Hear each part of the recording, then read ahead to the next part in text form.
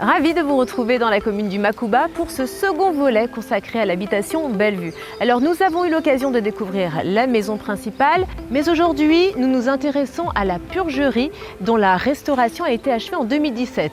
Et pour nous en parler, nous retrouvons l'architecte Olivier Compère.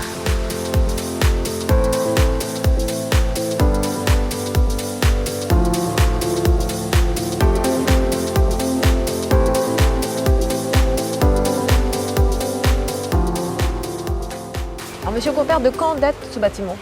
Alors très certainement 19e avec des éléments vraisemblablement plus anciens. Ce bâtiment a connu plusieurs vies, a certainement été démonté, remonté. Donc là on a une forme de longère qui fait une quarantaine de mètres de long, entre 35 et 40 mètres de long sur 8 mètres de large, d'environ 250 mètres carrés avec une partie en appentis. Et on peut constater derrière, on peut voir derrière les traces des anciens murs qui laissent penser qu'effectivement on avait un volume double. C'est un bâtiment qui était dans un état proche de la ruine et qu'il était vraiment urgent de sauver.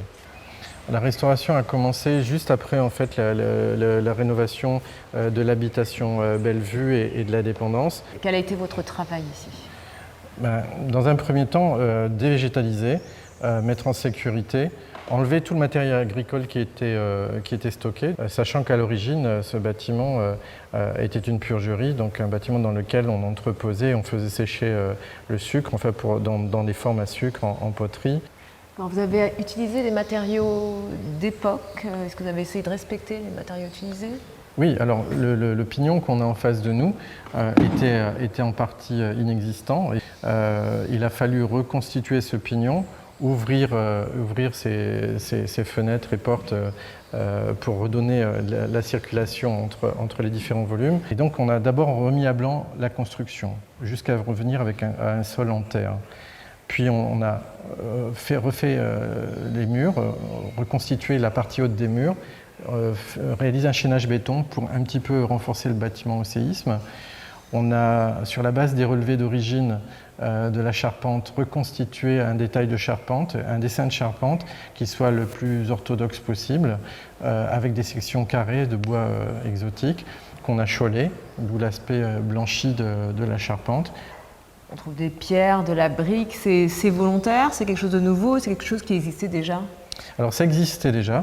Ce qu'il y a, c'est qu'en fait on avait un enduit extérieur et intérieur pour des raisons d'esthétique, et là on n'est pas du tout orthodoxe.